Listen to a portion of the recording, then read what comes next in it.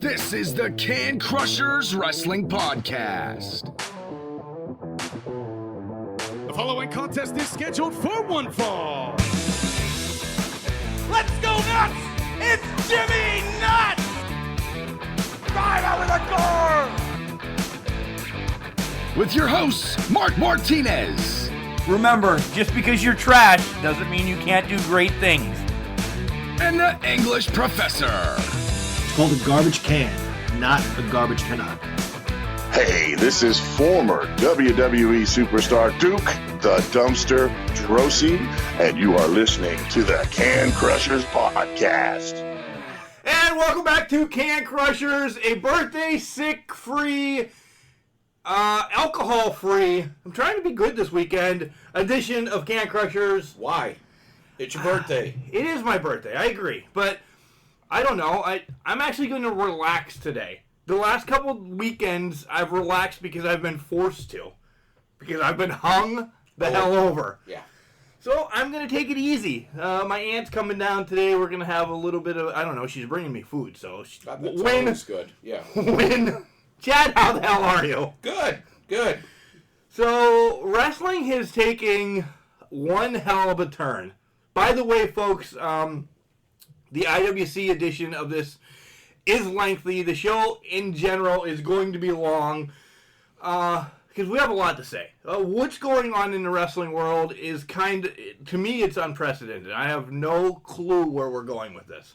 Yeah, at first I was kind of like blowing this off a little bit. You know, people overreact, and I still think they are, but you know, with putting 10,000, 15,000, 20,000 people together, stuff like that, this isn't really a bad idea. No, you'll hear it in the IWC event too. We always go to IWC events. Always. This hit a little close to home.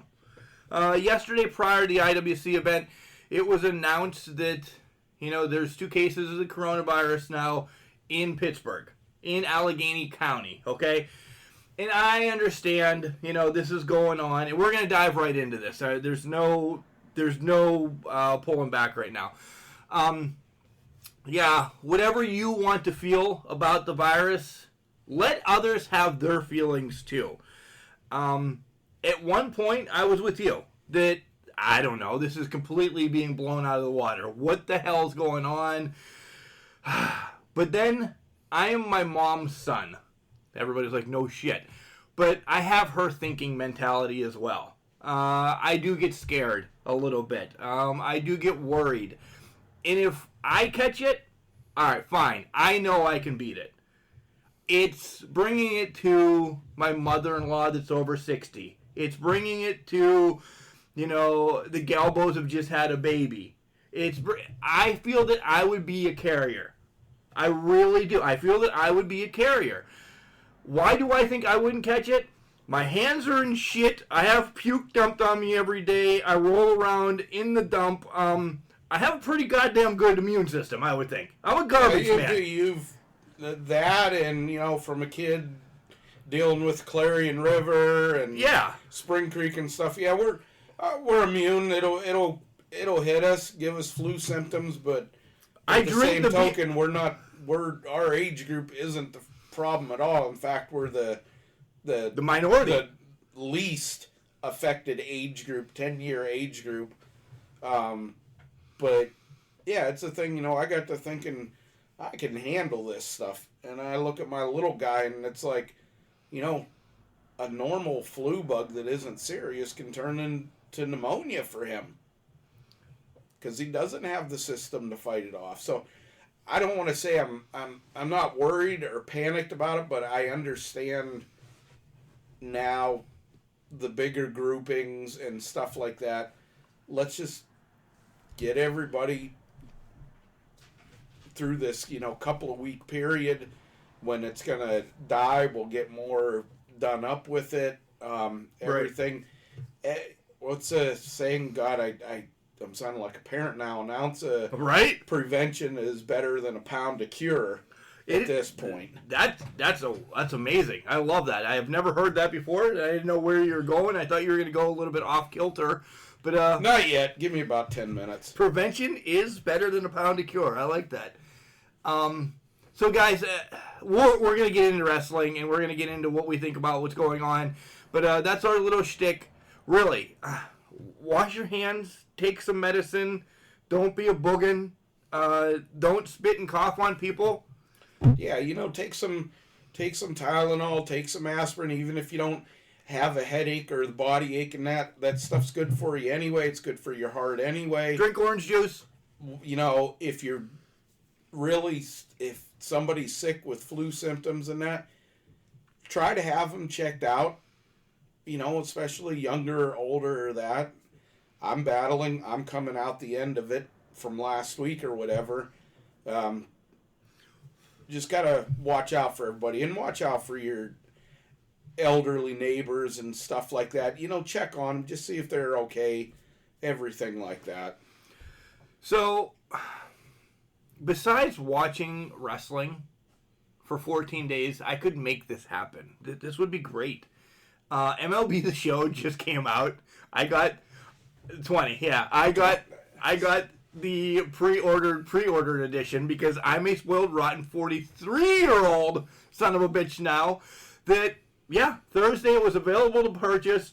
Boom, I bought it. I was just gonna ask you about that this week and not looking because I'm like, man, I want to get back into. It's great. I love the home. My favorite thing. I don't know that I can play a full season and stuff like that. But you need to play a Road to the Show then, because it's you as whatever player you want to be, drafted by the team. Because I know you're just getting back into this.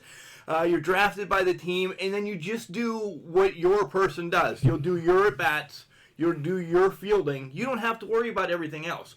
Your mentality would love that. And you can either pick the team you want to be drafted by or let it pretend to throw you around and get drafted by the Mariners or whatever. The Marlins, whatever. The Asterix? The Asterix, yeah. It's a great game. There's a retro version of it. There's so much other shit you can do. After the show, I'll bring it up. It's amazing. So, yes. And I love, one of the favorite things, I'll sit with Vinny, and I taught him 2 years ago, before he was 3 years old. I teach him how to hit in the home run derby. It's on there. We'll sit up there. I'll put him there with somebody like Aaron Judge or something like that has a slower bat speed, and he'll crank 15 home runs around. Well, you could have him be Babe Ruth, Mickey Mantle. All these people were on this game. Wow. Yeah. That's a different from yeah. Oh. So it's well worth it to you can buy the pre-order yet and get all the glitz and glamour if you want to. The pre-order right now is you have to buy the MVP, which would be $80, okay? Or you can wait until Tuesday and then the regular game comes out. It's the standard edition. I don't think you're going to get any glitz and glamour with it, but to get back into it, yeah, it's just the version of it where you got to go through and earn and buy stuff. Yeah, I got at a higher cost at that point. I got 30,000 G's or whatever the hell, which I don't use. I really, because there's another one that you can play online, the Diamond Dynasty. Promoting. They have not given us anything, but promoting MLB The Show 20 on PlayStation 4. It's well worth it. Like I said, once we decided that we weren't going to wrestling, I looked at my wife and I said, you know I'm spending that money elsewhere. Because I was going to wait until Tuesday to buy just the regular version. She's like, you're getting baseball, aren't you? Yes. And since we've done nothing but watch wrestling, that's probably what I'm going to do the rest of the day. We're going to throw this up whenever we're done, and I'm going to go back to playing baseball. Nice. That's what I would do for 2 weeks. I would play baseball and watch video games. And damn it, I'd be fine with it. Yeah. That wouldn't probably going to be what a lot of kids and stuff are going to do one way or another. I'm jealous of the weeks. kids being off work. We were talking about this at work too, okay? If this coronavirus gets... We'll get to wrestling. I told you this is going to be a long show.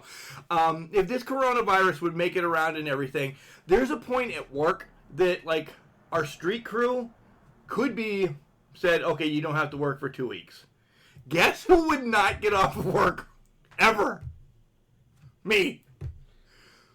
We're not going to let garbage lay around for 2 weeks. Have you seen some of the dumpsters and stuff? Yeah, that's true. So no matter what, at some point we would get maybe a respirator or at least some type of face shield or something. I'll bet you... I would not get the 2 weeks off. I would not get 2 weeks off, and I'm pissed about it. I'll get a hold of Flip Gordon, the mercenary, and he's got the masks and everything. I want Marty Skrull's mask. But that's not a real... That won't... It would block something. Probably not. Yeah, I didn't realize... Did you know what his mask actually is? It's a plague or something, yeah, right? It's a mask that doctors used to wear when dealing with people or in an area that had the plague. And the thought behind it, and it's funny, how much advancement there's been and how smart people were back then, but then they do stupid shit. The thought was, well, his breathing thing, the beak, is so long that he won't be affected.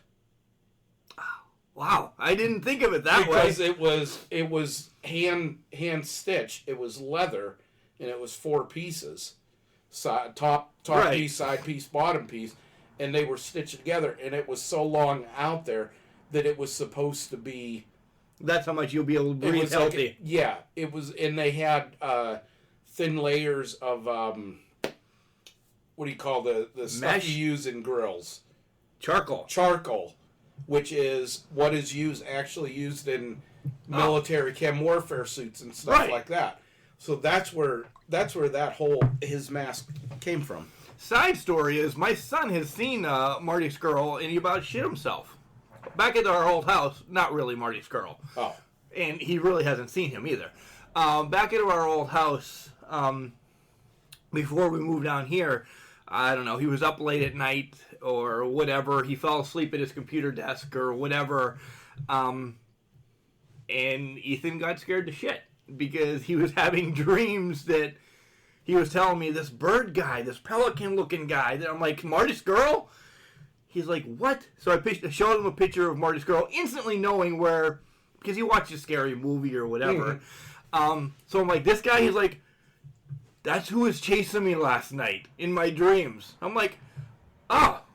So anytime he has a bad dream right now, the joke is it's Marty Skrull chasing him, which it might have been the penguin or, because he's that mask, whatever. So, yeah, that's, whatever. All right. I don't know. Where do you want to, did you bring anything to start with, or do you just want to start right with, There's not a lot coming on. I just no shit. There's not a lot coming on. This week I watched, found another Smoky Mountain, Fire on the Mountain pay-per-view. I'm not doing notes. Son of a bitch. It was another good pay-per-view. Had your Rock and Roll Express, Midnight Express, a lot of good guys in there. Brian Lee. No bad guys. A lot of bad guys too. Oh, okay. It had Sonny in there, which that. I just rubbed my head. Now my. What in the hell? Wrong one. Wrong. What? Okay, nonetheless, go ahead. Yeah, it had Sonny in there. She looked. I forgot how gorgeous she was back then. It was just. I've just been watching odds and ends this week. Raw was useless as usual. Not a lot going. Just with everything uncertainty. Now I see that the big rumor has as far as WrestleMania that the Florida officials are trying to get McMahon to postpone it, and they're basically saying either you postpone it or you're not going to have it, or we're going to cancel it. Well, I was going to break down the week. Let's break down the week actually by day this show, okay? Like Monday. We knew about the coronavirus. We knew it is in Japan, in China. Jesus, I don't even know where the hell it's at. This is how much I knew about it then. On Monday, was it, across the waters. Okay, fine and dandy. We might have a couple over here. Nothing is being thought of. Okay? So we'll cover Raw. It wasn't great. Yeah, nothing was being thought of on Raw either. Nothing was being thought of. Alexa Bliss being buried. Yeah. Living that. Nothing. AJ, the Taker comes out. Riddick Moss wins. MVP and Edge. Edge turns into Randy Orton. Rollins versus Black, and then it just becomes a beatdown. The only thing that really came out of Monday is one of the AOP is injured, and he's going to be out for a while. So AOP's a while done. now. So that's the only thing of any kind of note that really came out of Raw. My bitch about all of this is, all right, it starts with Rollins against Black, okay? This could be, on paper, an amazing match. Couple minutes in, everybody and their brother come out, okay? Turns out to be an 8-man match then. Minus Black. So why have Black set this up? Why does Black need to be involved in this to end up where we've been for the last 3 weeks?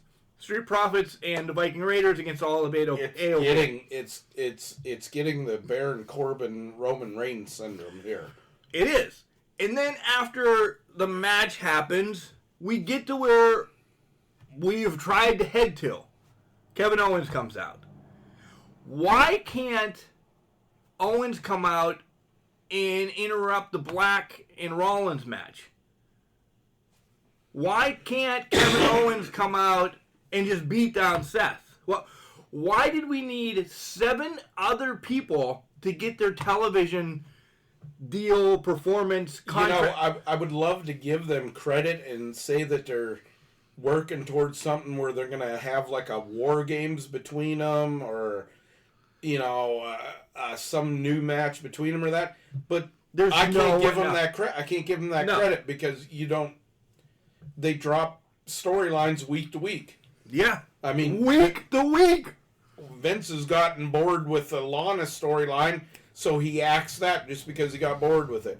He doesn't have the faith in Shayna Baszler, so they had her run through the Elimination Chamber ladies, and it burying all of them, and it made her look worse. Yeah. So that was Monday. Garbage. Tuesday is the NWA show. A little more comes out in the news about what's going on. Still nothing really has hit home. And I don't mean it to be punny like that, but nothing has hit home across the board. Like, everything happens Wednesday, more or less. Everything really happens Wednesday and Thursday, and shit starts hitting the fan. So Tuesday, let's roll right into NWA. Okay?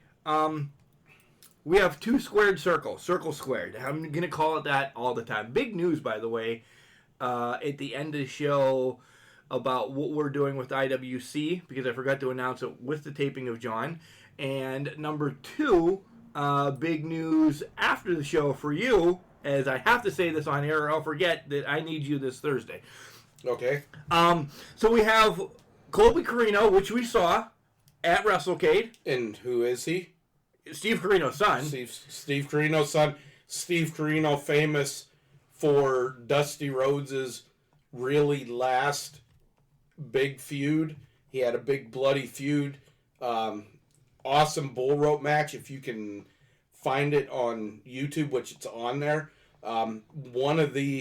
This is a match that took place in the early 2000s, if I'm remembering right, that rivals the bull rope matches of the 60s and 70s. Yeah.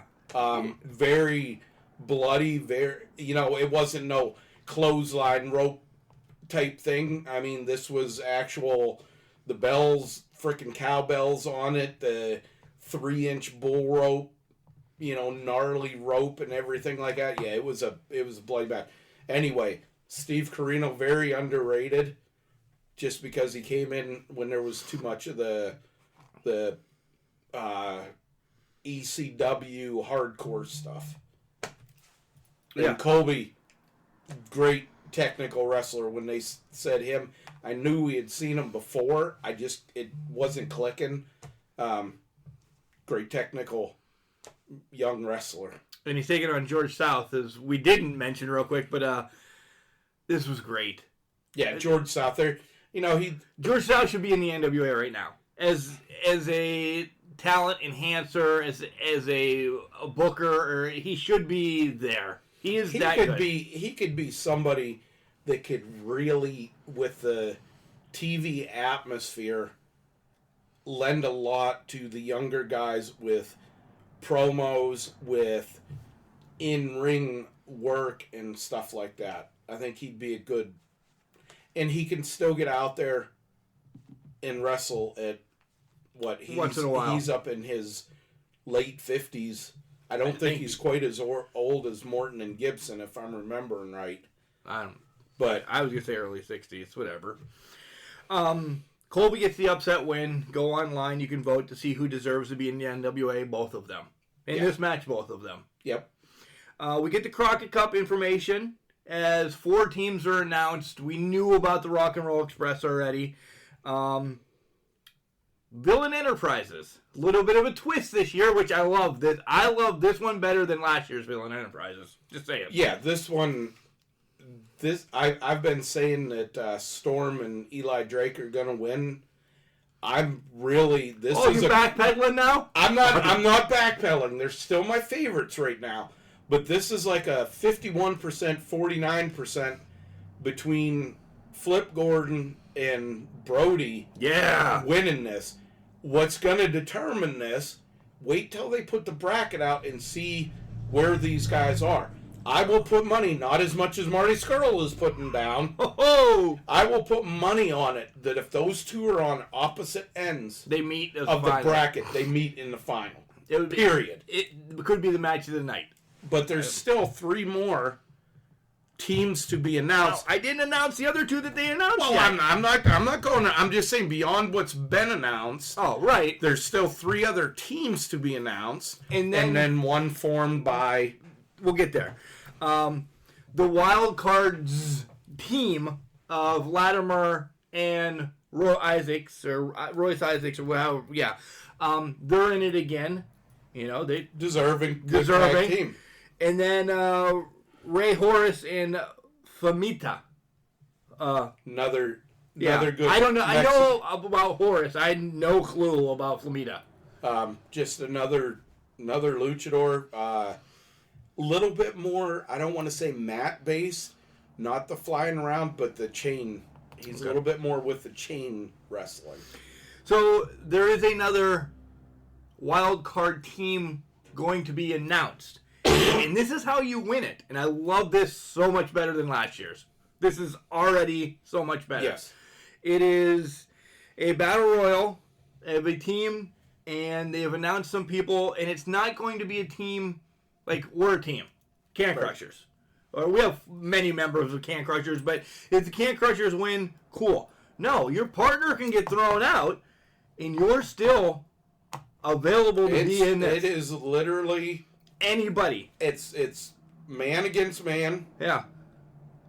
But if you can go in there as a team, you get jacked out, your partner can still get to the tournament. But the kicker is, it's the last 2 guys that are left. So we could have, I don't know, Zicky Dice. And Mark Briscoe. We could have, who's a Zicky Dice? Who's a... Ricky Starks. And Tim Storm. Those 3, by the way, Zicky, Ricky, and Timmy, were all announced to be the first people into this battle royal. And they're making it interesting by announcing 3 guys that you've known, and I think this is an element that they learned from last year with really the only guys that we knew in the Battle Royal really knew was the boys from Ring of Honor. The other guys you'd heard from, you'd seen, but to the general person, right?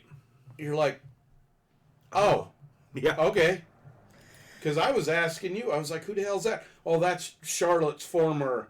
I was like, oh, okay, he's the guy that had the skirt. Yeah, okay. and it was all right, but now it's like, what'd they call it?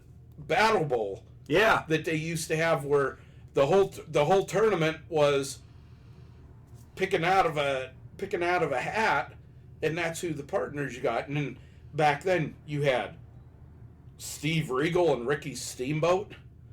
You had one of the Road Warriors and one of the Russians. I mean, it was some weird ass tag teams. Dustin Rhodes and Larry Zbyszko, I think, was one. Just weird stuff. Go back and watch that today. So that's that announcement. Then we have number 3 of the Circle Squared. Freya the Slayer against Danny Jordan, the real mean girl. I like Danny in this. She talked. She had a personality. In-ring, good. Freya. I don't know. It's just a big girl. She's just a big girl. It's a Nia Jax. Yeah, I wasn't too impressed. Yeah. I wasn't too impressed. Danny I liked because of the shtick. That's about it. All right, so we move along. We're Wednesday now. Now things have really started to happen in the world. You know, holy shit. We're talking about, you know, possibly WrestleMania being canceled. There's a meeting on Thursday to find out what's going to happen. Is this really going to happen? Wednesday night, Trump comes on and says, we're not dealing with Italy. China's already been... Friday at midnight, travel ban. Can't go anywhere. Nobody going out or coming in from Europe. Minus the United Kingdom. So that right there... Chad, I'm going to say it takes away half of your audience of WrestleMania from Europe. Yeah, they come over in droves. Yeah, and and even with let's step outside the wrestling part of it and how it's affecting WrestleMania. Look at how it's affecting the travel agencies, the hotels, and stuff like that. Because you got people coming. You know, if you fly from Europe, you're probably talking, I'm guessing, $1,000 to $1,200, depending on where you're flying from. I've flown to Europe this weekend. I don't know. Yeah, mine's next weekend, but it's probably going to be canceled. canceled. Still canceled. So. No, but I'm estimating, you know, good deals around $1,200, and that's just flying from the closer countries of like Germany and England and stuff Portugal, like that. Spain, yeah. Yeah. So I can't imagine, you know, coming from Australia, any place on that side of the world, so to speak. A lot of money. This is affecting a lot of people. This isn't just the wrestling, and then you get these venues canceled. Then you don't got the workers that are working at the venues. Blue collar, our town's very blue collar, plant based, you know, manufacturing plant, taking a hit right now. Not getting or being able to send stuff to auto parts here, there, and everywhere. We're taking a hit. The economy is going to suck for a while. Something that's going to hurt this area a lot is the people that are working. You know, you still got buying too much oil. You got all your plants and everything like that. The kids that are going to be out of school, what you're talking, who's going to be watching them? You know, right? Babysitting services are getting just absolutely slammed. What the hell else was I? You know, somebody brought this concern up. You know, you have to rely. A lot of people might have to rely on, you know, grandparents and the older generation to watch their kids and stuff. Well, then are they getting exposed? Right? Which is the target audience. Not that the target audience is probably the bad way of saying it. The high risk audience. High risk. Target means like we're going out there with a paintball gun. There's Grandma. Pew pew pew. She got it. Yep. She's got the coronavirus. We make light of it to keep going. NWA. NBA is gone. NHL is gone. Later in the week, baseball is suspended. XFL is done. The NCAA basketball tournaments and the rest of the season. Gone. Wrestling, NCAA wrestling championships. Gone. By the way, I want to touch on XFL. The only undefeated team is the Houston Roughnecks. So I'm calling them the XFL champions. And I told all you sons of bitches that they were going to be the best team. So, there you go. If you didn't... He had to get his plug in on that. I did. I've waited for 3 days to be able to say that. I'm really bummed about baseball. NASCAR has now canceled some events as well. We're going to be running races without fans. Yeah. So, everything. Holy shit. Yeah. All right. I forgot to touch on OVW on Tuesday. Another great card as just so much is happening in OVW. It really, really, there's a guy that just keeps coming out. His name, they haven't really said it yet, but he's just ruining people.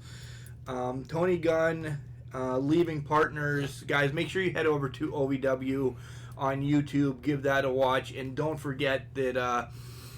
it is now, OVW is canceled as well. They are going to do the best of shows for a while. Their big taping was going to be March 31st, where everybody comes in for free for that Friday to be shown on national television. That has been delayed until the following week as well, I believe. So we'll continue to cover everything, but this is where you need to support people right now. Yeah, this is, your wrestlers... Not necessarily the companies, but the wrestlers with their T-shirts, merch sales, and other things like that. Everybody that's out there that's worth anything has some kind of merchandise. This is where you can really help them out. But yeah, buy a shirt. So really, if there is an indie show around and you see that anybody is on it, if you're free to go and sit in the crowds. I know Pennsylvania, it's $250 is what they're trying to keep it under, but whatever. I'm not here to throw shade at anybody. $250, $300. Ohio's $500, but Ohio's canceled their schools for 3 weeks. Yeah. However you feel comfortable, if you want to go, or promotions, hopefully they help kick back some money to their wrestlers. Support however you can. All right, AEW, as this is Wednesday. And shit's stepped up. What did you think of AEW? We can just glance over. I was like, it was a pretty decent show overall. Anytime you find out a young buck is injured and the other one gets flipped off by Adam Page, it's a good show. It's a great show. Congratulations to you, by the way. You pretty much hit the nail on the head with this one, calling Lance Archer going with Jake Roberts. You said it last week. You were like, or he's like, but I really think it's Lance Archer. And congratulations. Yeah, it's hot as hell in here, by the way. They're going to be bringing Brody, a.k.a. Luke Harper, in, and I just think that I think he's more of a fit for the Dark Order than Archer would. Archer has more of a voice, and he's a little bit better of a wrestler. If you haven't seen a lot of matches, you're an idiot. New Japan, yeah. Go to New Japan, find his match against Moxley, or his 2 matches against Moxley. He's a big guy. He's I want to kind of compare him to almost Drew McIntyre. That's a good comparison. A little bit beefier, a little bit thicker, not defined, but he can move. Got a hell of a one-legged drop kick, and big surprise there. He's a decent wrestler. He could make a good impact. Oh, nice impact. Cody gets the win, and then Inner Circle comes out, and they eliminate Matt in the meanwhile. Statlander and Sheeta against Rose and Presley. I like Presley. I really do. Yeah, this match, all this did, honestly, was bury Nyla Rose a little bit more. Yeah. because and when I say she's not the typical woman, they're just trying to make her more acrobatic, more flippy. Yeah, and she's not. And she's Let her not be a that beast. type. She's got to be an Awesome Kong type deal to where she's just destroying people until you get that so lovable baby face person in, and they don't have it yet. We don't. I thought we all thought it was going to be Britt for the longest time, and we'll get the Britt. The Butcher Blade MJF against Jurassic Express match, I could have given two shits about. It just was not a good match. See, I got to go different on it. You loved it. The bunny was there. Well, did you see her outfit? Yeah, I did. Okay, that made the match passable. Okay. Just seeing her outfit. All right. As far as the guys, yeah. Britt does come out with Tony, and she reminds everyone, pursue anything they want, but also shower and clean yourself and stop being boogans. Yeah, she gives Tony a drink again. I think, from this interview, I kind of wonder if Tony has a little bit of a crush on her. He does. He came with a little bit of a smirk, a little bit of a ooh. But then when your girl comes out... The Big Swole is nowhere far from my girl. Oh, you like her. I think she is a good wrestler. She comes out late, which was funny because you could tell she missed her cue. I do like. I mean, I like her as a performer, as an athlete. Against Britt, though, for the love of Christ, come on. And she says to... I love this. She says to Tony, or says to Britt Baker, that Tony doesn't even like her. And Britt looks at Tony, and Tony looks at her, and he mouths, "That's not true." Right. Totally. They could have just taken Swole off of the stage at that point. But what Britt says afterwards is she says something about, "Hey, your boyfriend's the only wrestler in your family," and then Big Swole says, "I'm married, baby." I love. Oh, that was a good shot. Yes, I loved all of that. Great storyline. This is going to be a good match. I think they have fought before on Shimmer or Rise. I'm excited to see where this goes. This has to happen. Did you know that Tony Schiavone has 7 kids? No.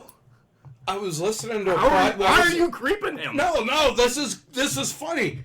Tony Schiavone has 7 kids. I was listening to a podcast last night that will remain nameless, and they were talking about Tony Schiavone and saying that this wrestler met Tony at the airport. Tony gets out of his van, and all the kids are screaming, and his wife's there, and everything. Tony closes the door, and when they're walking into the airport, Tony says to the wrestler, "Thank God." And Arn Anderson turns to Tony because he was there, and says to him, "You've got enough sperm in you that you could bathe an elephant." So, that joke was brought up at one point. That joke on some show this week was brought up this one point. Okay. Oh, is it just classic? That joke was brought up about bathing an elephant. Only 2 matches left on the card. A lot of bullshit. There was a Moxley JR interview that lasted way too long. I'm sorry. That's my thought. Did it look like they were both oddly shaped, and it looked like it was uncomfortable for both of them. Jim Ross looked like a midget. The way he was sitting. And I don't mean to be rude, but he looked like he was real... That's going to be in Punxsutawney on April 24th? Maybe. Okay. He looked weird. It just looked like, I don't know, was it shot wrong? Did they just have him in chairs and put a lame background in the back? It just looked weird to me. The next match is Joey Janela back on AEW TV. I know he's one of your favorites. In Private Party, another one of your favorites. Taking on the Death Triangle. Guys, this match had snoozer all over this match. And then the thing at the end where they're all in a submission hold, and they're pushing this too, but the Death Triangle is being pushed way too much. Is there anybody in AEW that does not belong to a faction? Adam Hangman Page. But does cowboy shit count as a faction? Britt Baker. Okay. You shot that question out. Thanks. You're welcome. And then You get Jericho and Sammy G against Hangman and Dustin. So Jericho's not leaving. For now. Moxley was laid out, but he did walk out by himself. So he's not leaving for now. He's got about 3 weeks yet. I'm just saying, like, I was expecting a show without Jericho this week. Just to see, and then maybe he comes back next week, just to see what would happen. Clearly, not going to happen yet, and I'm happy it didn't because... Did you see Jericho? As they're singing Fozzie's song... Oh, he can't help but smile. It's one of his biggest rushes. He's getting it as a wrestler, and then that's his song. Yeah. I'm jealous of Chris. I'm always jealous of Chris Jericho. But I mean, just to have that feeling, I hope somebody is singing Can Crushers. I think that's weird. The last part there, that would be different. Why wouldn't somebody can sing our opening? I hope they have a good voice. Nick Lendl. Maybe Lendl continues to sing it at home, thinking I could do this better. I don't know. But anyway, thanks for destroying that douchebag. I'm going to get a drink. Back to Jericho. He's having a great time in his life. I originally thought that they were gonna maybe pick him off a little bit early with this Moxley thing, but then with all the crap going on with the coronavirus and that, things might be delayed. They could be building up between Jericho and Moxley a last man standing match, and Moxley puts up his title, Jericho puts up his career for 90 days. That'd be awesome. I did all that by the time you. I poured my drink, get ready, and you did. Long-winded. That's probably the longest you've been on the show by yourself. Some oxygen. Yeah, that was great. I can see your point there. I hope I sound like I know what you said. Then after the match? You know what? What? The Inner Circle beats the shit out of everybody. Yeah. I like this. Kenny Olivier comes down, destroyed. Yeah. The only thing they had the Matt Jackson come down, and I'm sorry, but you don't have a 180-pound guy clotheslining 250-pounders and laying them out, but he's Superman. They're Superman. So that's Wednesday. Thursday now hits, and shit's real. Yeah. This is where I find out that Smackdown in Detroit is now moving to the Performance Center. AEW in Albany canceled. So they now announced that they're moving next week AEW to Jacksonville. That's right next to Tampa, so to speak. And Tampa's kicking everybody out. And there's no wrestling Thursday night. So we're just finding this shit. Finding out Ring of Honor. This is when Ring of Honor starts coming into I was play. supposed to get a birthday present Friday. Yeah, we're going to get the 18th anniversary pay-per-view, have some beer, have some wings. They're talking about it might be canceled. We actually didn't get the word for sure until Friday. Right. But on Thursday, they canceled... They canceled 2 shows. They're Pure... Yep. Pure title. The one in Ohio is canceled. The one in Pennsylvania is not. As of yet. Well, that's a lie now. Because on Friday, because that's Thursday in a nutshell. Virus stuff happens. On Friday now, Stage A&E cancels everything for a month. Boom. Guess what that takes care of? The Pure Championship stuff. Gone. New Japan be a miss. They've canceled 42 events. Yeah. That it's up to now. We're waiting about the Crockett Cup. We haven't heard anything. We haven't. Knock on straight wood. So Friday, again, this is after the meeting in Tampa now. Tampa's like, all right, you guys get a week. You get a week to figure out your shit, okay? Now you're not allowed to go into the UK. That's another third of your people, your audience from Tampa. All right, Vince. What are you going to do? You just need to move it. That's it. There's no reason. Well, he might want to take it to LA. I don't care where you take it. Your fans can't be there. And to have a WrestleMania, it's one thing. And I'm going to talk about SmackDown, and I know we're on two separate pages. Oh, we don't. There's nothing to talk about SmackDown except for Alexa Bliss was on it. Well, I'll talk about it. To have WrestleMania with 15 people in the audience, I don't know if it's cool. You know, I know it's not cool. You might as well, if you're going to have it and you're going to be limited like that, you might as well not even have it. But what Vince is doing is he is going to make the Florida officials cancel WrestleMania. And not him.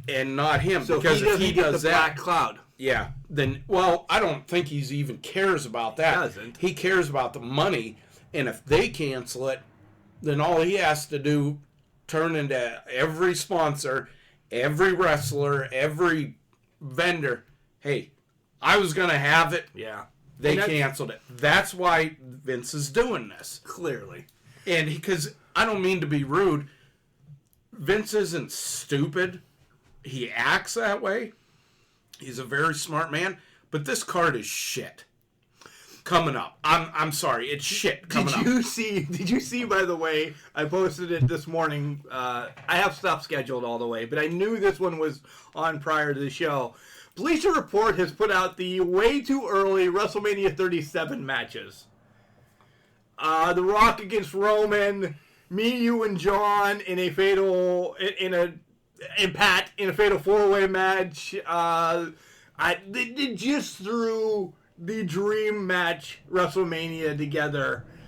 It's ridiculous. No shit. It's more than a year out. This WrestleMania hasn't even happened. Bleacher Report puts out next year's matches. I think it's funny. I liked it. I was laughing.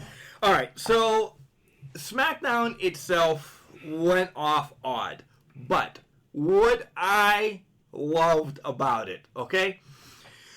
Remember at the beginning of the show, 45 minutes ago, I said, I am my mom's son, okay?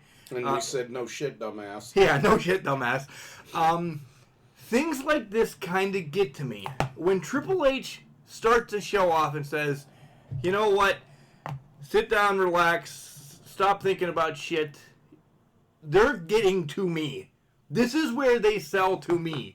Do I care what happened on the show? Do I care that it was leaked that they didn't wrestle during the breaks? No, good. I'm glad they didn't wrestle during the breaks. They had nobody to do it for except Triple H and stuff. Alexa Bliss goes off about that, though, because some guy tweeted her. Did you see that? I seen about it, but I really didn't read into it. They didn't wrestle during the commercial breaks. Do you blame them, first of all? Yes or no question? No. Why would you? There's nobody to wrestle for. Cool. All right, guys, we're coming back. Do a move. Awesome. Cool. Fine. I'm all right with that. Well, it got leaked that it happened, and this guy went after Alexa Bliss, and Alexa Bliss pretty much told him to go after yourself. Cool. We support you, Alexa. But, all right, back to why Triple H. They tugged at my heart. They said, this is where you need to settle down and just watch this and live your life for this moment. You might not be here. You might not be able to leave. And have Triple H do it compared to Vince, this worked for me. Yeah, and this is why when Vince does step down for whatever reason, you know, gets committed, has a heart attack, whatever. You shoot him. Yeah, that's always a possibility. This is where WWE will change its course. Because with him involved, you look at NXT, then look at Raw and SmackDown. Oh yeah, yeah. It's like you know, I was listening to a Cornette review of this week and last 2 weeks, and Brian last asked him, how would you rank these shows? He was like, NXT number 1 by far, the other 2 number 5. Yeah, and if you think about that. There's only 3 shows. If they're ranking the other 2 tied for number 5, right? You kind of get the point. They're shit shows. Yeah. I like how. And we're not going to cover the matches. Guys, go watch it. This is something you have to experience for yourself. We're not going to really cover the matches, but they did what they needed to do. They're filling TV time. They have to do something. The legit badasses came out, pandered to the crowd. Nikki Cross trying to get the crowd revved up. At home, there was probably a kid or a 43-year-old now man still cheering along. They can't hear me. They did it, though. But this gives them, all of them, regardless of what level they're on or think they're on, this gave them a different way to do this. That's what they had to keep going with the acting. Yeah.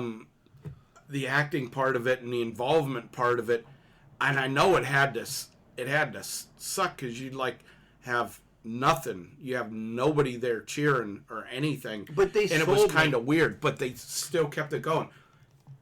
This is it's just like I've always heard that a person who argues a point, the best ones can argue the opposite point. Right. That is exactly what they didn't have the fans to feed off of. They didn't have the fans to help out, to cheer them on, to blah, blah, blah. But they still had, and I hate to say go through the motions, they still had to go through the match, through what was going on. Would it have been better with more involved? Well, yeah, it's always, because you're just sitting there looking, you're like, there's nobody there. Right. And it's just freaking weird. So, real quick as we'll move along so we can cover IWC, guys. Again, it's a long show. We're 50-some minutes into it now. We have a long IWC coverage, and then we'll come back for a quick recap of things. I completely forgot where I was going with this. We were talking about Smackdown, and we were. It was just WWE has a leg up on AEW right now, though. AEW, as I was saying, Jacksonville might now get shut down. The blood and guts thing might not happen, where it's gonna have this. You guys got to continue to follow what's going on. WWE has a performance center. They can put not live new product on weekly from that performance center, crowdless or with crowd if they decide to. They can take over. AEW may need to take that break as well. Yeah, that's going to hurt them. It's going to hurt them, but at the same token, with WWE, you're not having the fans, you're not having them spending the money, you're losing that money, you're having to refund the money, because now it's come out, you don't have to refund the money if they say they're rescheduling it. No, if the person asks for their money back, they have to refund the money. That's where, again, it goes back to what I said about Vince and WrestleMania. He's not going to cancel it. If anybody out there thinks that he's going to cancel it, they're crazy. Yeah. The Florida official is going to have to say, okay, you're done. You're not having it. Okay. It's going to happen. That just wipes 95% of the financial kickback away. I agree. All right, let's. That's pretty much the week and where we were wrapped up. All in all, Saturday was crazy. I did nothing, so I don't actually know what went on in wrestling besides IWC. But you'll hear about IWC right after you hear about Collar and Elbow with Al Snow. What's our promo code? Can Crushers with C's. Well, with capital C's. Capital C's. He's getting better. Wrestling. A love and a passion we all share. I've started a wrestling brand. The wrestling brand. A brand founded on the aspects of wrestling. Two entities working together to create a product that connect emotionally for people everywhere. Collar and Elbow is the brand. Passion and love for wrestling is the drive. I am Al Snow, and this is Collar and Elbow, the wrestling brand.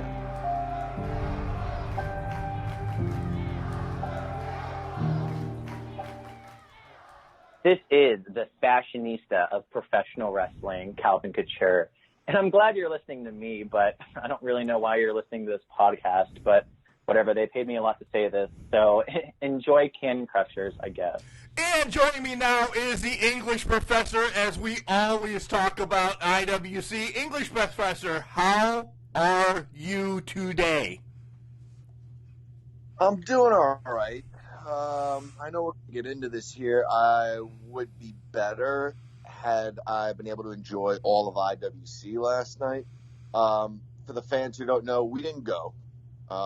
Mark and I had plans to attend this live, and then we sort of chickened out in light of everything that's been happening. We decided probably best to not attend a large event. So we watched it on the IWC network.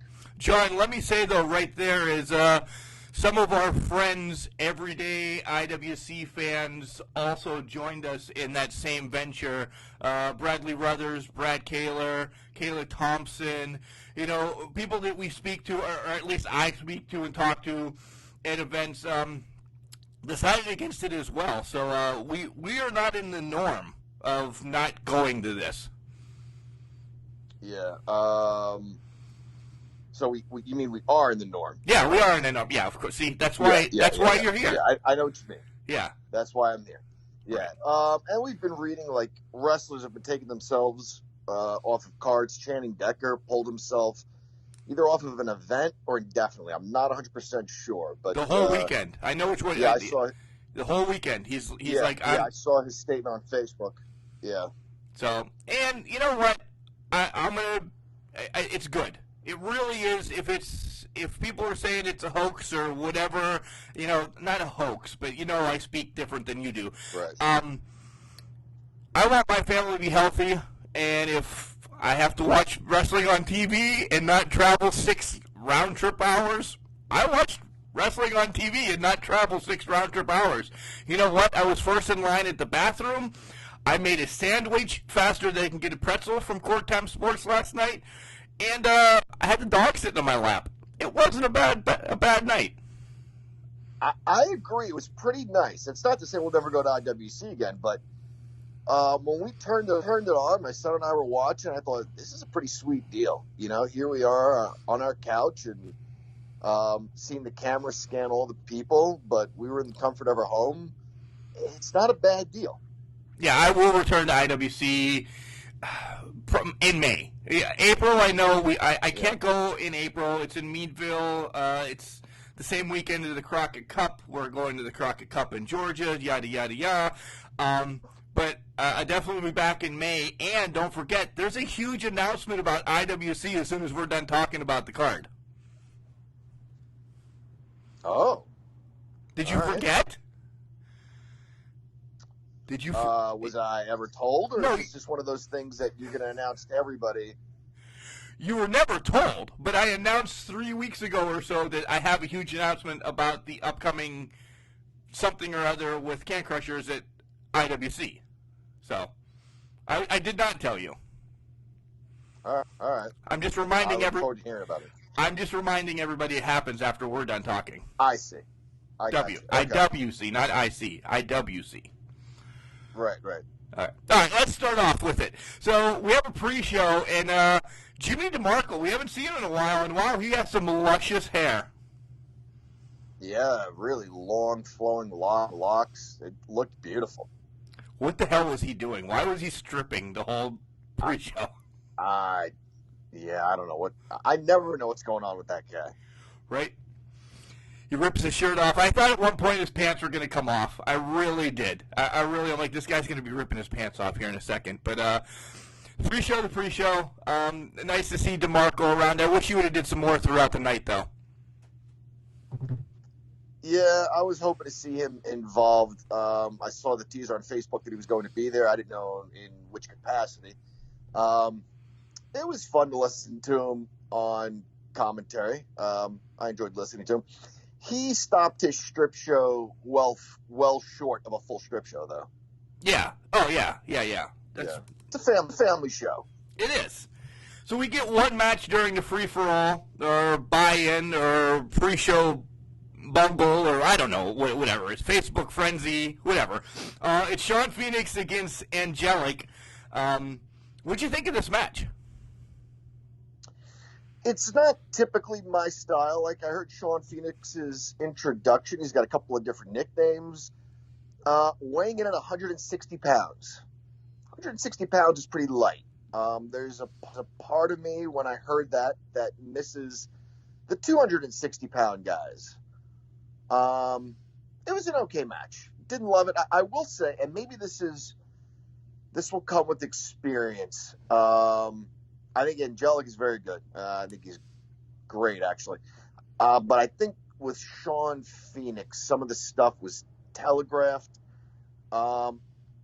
If you're going to throw a punch and miss, if you're going to throw a clothesline and miss to set up something for Angelic, commit to it. Don't make it look like it was supposed to be there so the next thing could happen. So hard for me to say it, but some of his stuff was telegraphed a little. Okay. I definitely see what you're talking about, because we actually said this back and forth that it's like, oh, these guys can really go, but last night wasn't a great match for either one of these guys. I don't know if it was going first or, it wasn't a jam-packed house, so maybe it was a crowd being off a little bit. I think part of it was they didn't have a lot of time before they were going to go live.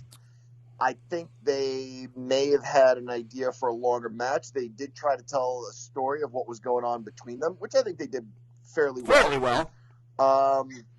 Yeah, but I think they tried to cram a lot of that in, and then maybe also cram in a lot of spots. It was tough because they tried to make it a fast-paced match and then also slow it down where they needed to tell us that story that they needed to tell us of kind of what's going on between the two of them. And so in that regard, it was like almost a tale of two matches that didn't quite fit together or have enough time to develop. I'd like to see this match again sometime. Yeah, it definitely didn't have enough time to develop because it only started at 6:54, I think. And that was something like that, maybe even a little later. Well, I'm saying like ring announcements was 6:54 about. Exactly. Yeah, and then match probably 6:57. You sent a text. They got 2 minutes before, and it actually went over past 7 o'clock. So thus pushing everything kind of behind. But to wrap it all up, holy hell, did this end early? It ended extremely early for you.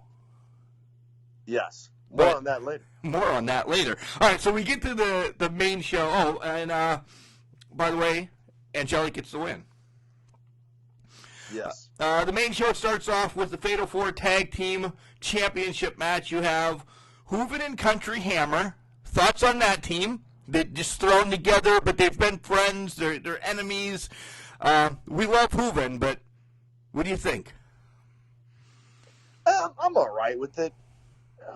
I wasn't sure exactly how this team was put together, but I kind of like makeshift tag teams once in a while, especially in a sort of a fatal four-way tag team match. I'm okay with one of them being really an oddball team. And that one kind of was for me. Then you have Palace and Slade. Palace and Slade, having this rivalry with Team Big League. Palace trying to take Slade under his own wing.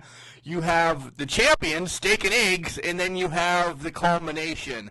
John, this match played out nice. I really like this match. I loved it. It's probably my favorite match of what I saw last night. I saw great teamwork by Steak and Eggs. I still love their whole journey together, with Bulk not accepting Xander, and then eventually they come to some sort of understanding, at least. Maybe not an agreement, maybe not a friendship, at least not in Bulk's mind, and maybe in Xander's mind, but they come to some sort of understanding, and their teamwork was spot on. I love the moment where Xander went for a double clothesline, and I can't remember who ducked. It might have been Culmination, or it might have been Palace and Slade, but they both ducked his double clothesline, but then got nailed by Bulk's double clothesline. So there was good teamwork there. There was a moment where Bulk used Xander as a weapon, kind of throwing him into people. Loved their teamwork. Loved it. Yeah, Xander loves that stuff. He's like a ramrod, a spear, if you may, just getting thrown at people. And with Bulk's power, unbelievable. These guys could potentially break Fraternity's streak. Yeah, they've got everything going for them. Fraternity, they were two evenly sized guys. Steak and eggs bring great variety to a team. They can do different things. Scrambled, fried, poached. Exactly. Yeah. Pan fried on a grill. Talking about steak now. Right. Yeah. I also liked everybody putting the beat down on Bulk Nasty. I thought that was a great moment in the match. After Steak and Eggs had their big spots, their big moments towards the beginning, it wasn't Xander getting the beating, looking for the tag. It was everybody piling on Bulk, and Bulk now needing his friend. I'm telling you, or I didn't say friend, his partner. I don't know if they're friends, but they're partners and they're working together. But it's been a great journey with these guys. They tell a very, very good story every time they get in the ring. I enjoyed the heck out of this match. I agree. Bulk choke slamming Jamie. Was it Jamie onto everybody? Yes. Yeah, Bulk slamming Jamie onto everything. Okay, that was cool within itself. And then Bulk flies? What the hell? Jumping off the apron, crossbody block. Unbelievable. I like how he got Jamie Jamison out of the ring in the first place. It wasn't a big move. It was just two really big guys trying to push each other around. I don't know, he's got 50 or so pounds on him. He just muscled him out of the ring. Like, here's where I want you. Here's where I'm going to put you. I don't know too many people that have moved Jamie Jamison around that much. The guy's nickname is the Country Hammer for a reason. Right. Then Team Big League kind of gets involved as Mandime slides in. Nystrom's taking Slade out on the outside. Otis comes lingering around. So Powerless, Slade, Hooven, and Jamie Jamison. Yeah, out of the picture. It leaves Bulk against Remy. And come on, that's just a mismatch. We spoke to Remy weeks ago, but it's just a mismatch, Bulk and Remy. Yeah. I don't know what Remy had in mind. I don't know if he had him in a headlock and had some sort of double team move in mind, but Bulk just hunkered down and wasn't moving. And then Remy realized he was in there with Bulk, and as you say, was way overmatched. And then Bulk gets the pin, keep the titles. I think with the power slam, right? Yeah, with a power slam. Yeah. So. Yeah. Then we had good defense for the champs. Yeah. So that takes out 3 contenders right there. But later on in the night, I think your number 1 contenders are revealed. No? Nothing? Perhaps. Yeah. Okay. Yeah, maybe. Then we get to see a little a little video from DDP talking about being in Meadville for Night of Superstars. So that was pretty cool. He was at the DDP Yoga Center. Yeah. Yeah. My son said he didn't like the bang, and he's gone back and watched some old. Because your bang's best. He knows. Yeah, but our bangs were based on Page's bangs. He wasn't as committed. Like, I think of him walking down the ramp at WCW then, and thousands of people, bang! Like, and it was bang. Come on, DDP. You're still in great shape. You can bang better than that. Bang than that. Right. Yeah. Wow, Sylvan ripping apart. I'd still love to meet DDP, though. I would Sorry, too. go ahead. And you can. April 18th in Meadville. Yeah. Barring everything going on in the world. Yep. Yeah. So Argos' promo comes on that we've seen on Facebook, and we just hear him talking and everything. Because earlier in the week, Argos called out Atticus, for a match. Hey, dude, you're scared. I haven't seen you since the 16-bit challenge. Argos is just going down a path that we don't know what the hell's going on, John. but it's got me intrigued. I'm interested in learning more. I don't know where this is going, but at the same time, I kind of like the possibility of where this can go. I like the concept of two bad guys in a match, especially with one who's been where the other is now and the other going where the other one has been, if that makes any damn sense at all. It does. I completely understood it. Thank you. All right, I'm glad you got it. You've been around me a long time. The listeners might have a tough time following that pattern, but Argos has been where Atticus is, and Atticus is heading in the direction where Argos was. So Argos, he's been at the top, and he's been knocked off. So he's trying to get back up there, and he's not having a lot of success. No, so once the promo from Argos goes, you see the lights turn out, and you see Atticus come out to the ring, standing in the middle of the ring, and he's there, and then he speaks, and then you find out it's actually Argos. Argos comes out dressed up as Atticus, calls him out, makes a challenge.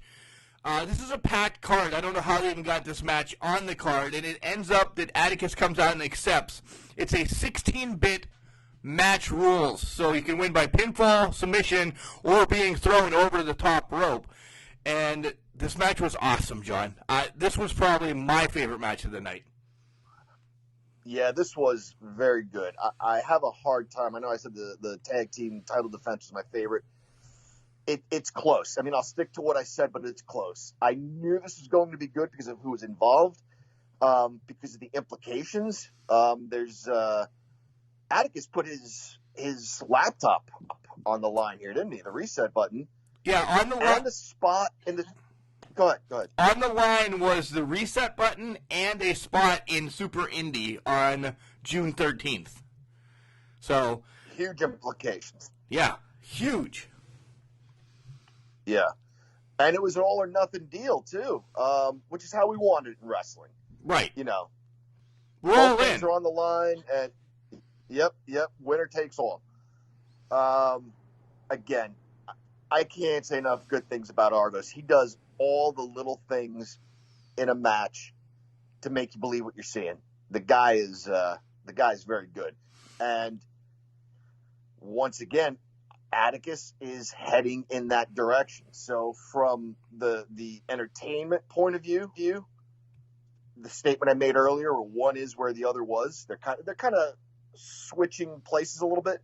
That also pertains to the reality. Argos is where he is, and Atticus is getting there. Every time he steps in the ring, he's getting a little better.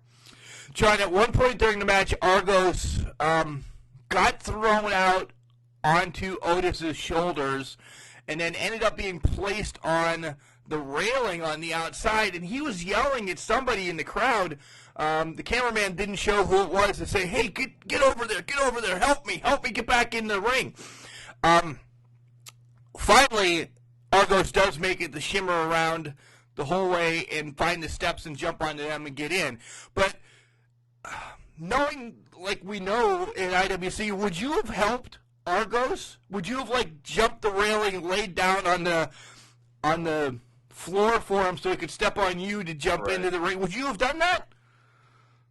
I would not have. Your cousin may have, because he loved those guys. He loved Dupree and Argos. If you listen to the commentary, Joe was saying that the entire match, Argos doesn't have a friend, and he kind of brought this upon himself.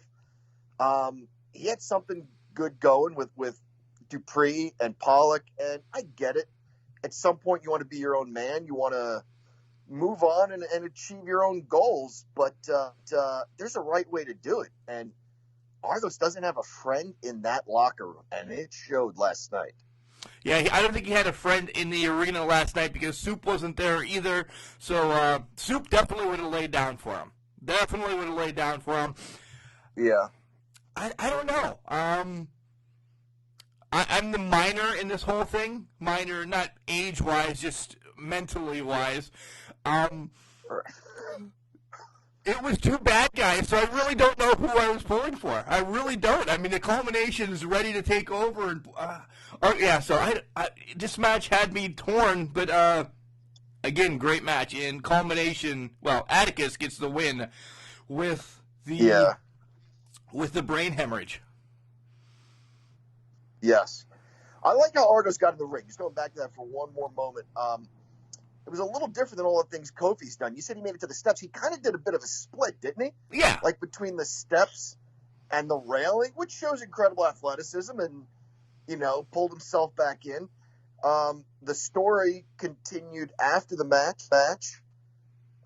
Argos gets the loss, and he's in the middle of the ring, and who's got everybody on his side? Atticus. And I'm telling you, when they got to the threshold of the locker room and stopped and turned around, I'm like, oh no, this is going to be bad.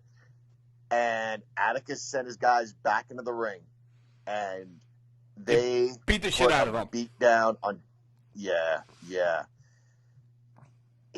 He's not in a good place right now.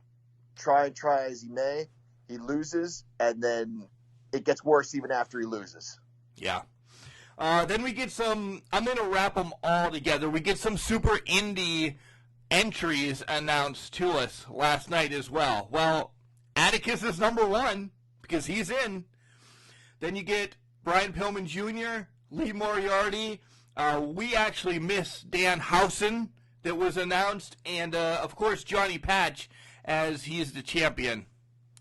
So there's your super indie 6 so far. Only a couple more to announce.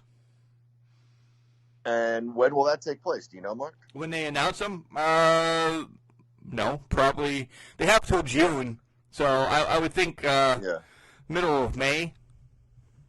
I don't know. All right. That's going to be a good tournament. Just based on the names you mentioned, that's going to be a very good tournament. Yeah, I agree. I'm excited. I love Super Indie just because I'm a sucker for tournaments. You put a tournament on one show, I'm there. I just think just having that caliber of wrestling, and then they have to wrestle 2, 3, 4 matches, I'm suckered into it all the time. And I don't mean it in a bad way. I don't mean it as a bad way. I just love those. That's a story within itself. You don't have to do anything storyline. Here's guys fighting their asses off all night to get this championship.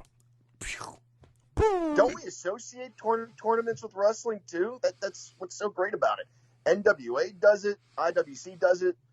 I wish WWE would have a tournament, for goodness sake. But whatever. It's not what we're discussing right now. Yeah, I'm looking forward to that tournament. There's some guys in there. They're going to make that tournament memorable, I think. I agree. Moving along, we have new Team Big League, the Mandime and Nightstrom, against old Team Big League, Jimmy Nuts and Joseph Brooks. And the number one thing of this match was, my God, tanned, toned, looking like she just came back from vacation, getting all rested up. The dime piece looked stellar last night. And we got to see her twice. I say the man done.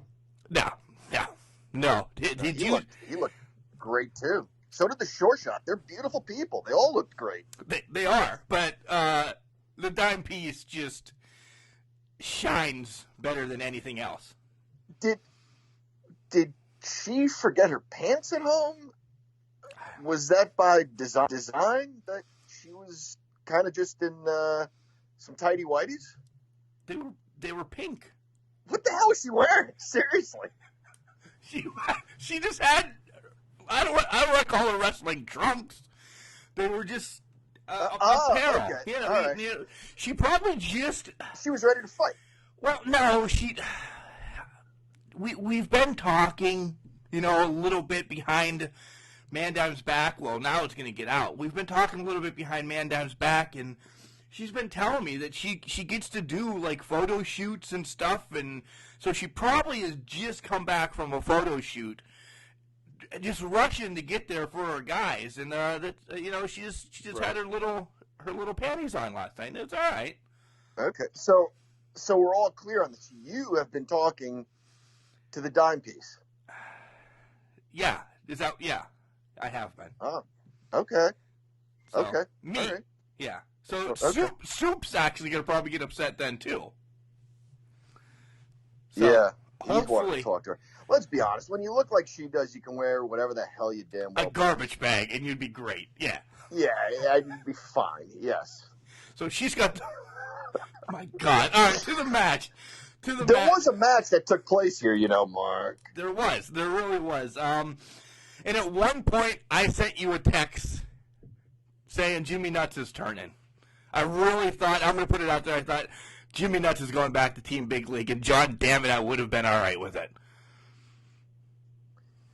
I told you I thought that for a split second, and I said, no, I don't think so.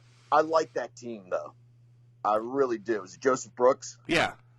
And Jimmy Nuts, I like that team. They look good together. They were tag team champions at one time. You should like them. They were the original Team Big League. Right. Exactly. I haven't seen, and maybe we haven't seen Jimmy Nuts really in a tag team situations since then. I don't want to cause any friction between them, but having a partner to carry part of the load might be a good idea for him. Yeah, that's a good point. Yeah, don't start any friction between us. Yeah. You guys won't be training this week together. Right. Yeah, Jimmy Nuts and I still have to get it on here at some point. Okay. All right, nonetheless. Yep. So Dime Piece gi or no gi, whatever you want, Jimmy. Gi or no gi. Is that like a noogie? No? Yes. You want to, yep. Okay. Get him in a headlock. So Dime Piece actually gets knuckles across his head. Dime Piece actually gets involved and causes old Team Big League the match, in essence, as she pushes Brooks off the top rope, and then bing, bang, boom, double elbow to the head, and new Team Big League wins. Yeah, I was upset. I was pulling for Brooks and Nuts. Very, very good match, guys. This told my favorite tag team wrestling story. 40 years from now, tell the same story, and I will still be entertained. The bad guys are beating up on Brooks, not tagging, distractions by the gorgeous valet. Good guy gets a hot tag, ref doesn't see it, forces Nuts back out of the ring. Fans are getting upset. Eventually, Nuts gets the tag, goes Brian Pillman type of wild. Baby faces are getting double team moves, and then in the end, it's cheating that wins it for the villains. Tried and true, entertaining. You have 4 very, very good workers in the ring that can pull it off. You have a lady outside the ring that can pull off what she's doing. Loved it. So you loved it? Didn't love the ending. I loved it. Didn't love the ending, damn it. I wanted the old Team Big League to win, but that's all right. Keeps me coming back. I thought it was perfect. I really did. Everything. What you said, I agree with 100%. Yeah, buddy. Yep. So we have Moriarty come on the screen, and then he's just announced for, the Super Indie show, but he says, hey, I want a match at Night of Superstars, and I'll put up my spot. What the hell is he doing? He's never been in it. He's excited to be in it. Now he's trying to get his ass out of it. I don't know. He could be losing his spot to Super Indie. I don't get that. I don't get that either, because what does he really have to gain so much as he has to lose? Yeah. Wasn't clear on that. It's a gutsy move, but to what end? You're going to try something gutsy, there ought to be a greater reward waiting for you at the end of it. Right. So, moving along to the high-stakes championship match, you have the returning RC Dupree taking on the high-stakes champion, Mambo Italiano. And you know what I miss? Mambo's original theme song. This new one just does not cut it for me. I like, hey, Mambo, Mambo Italiano, hey. This new one, this is not good. Yeah. The original one was fun.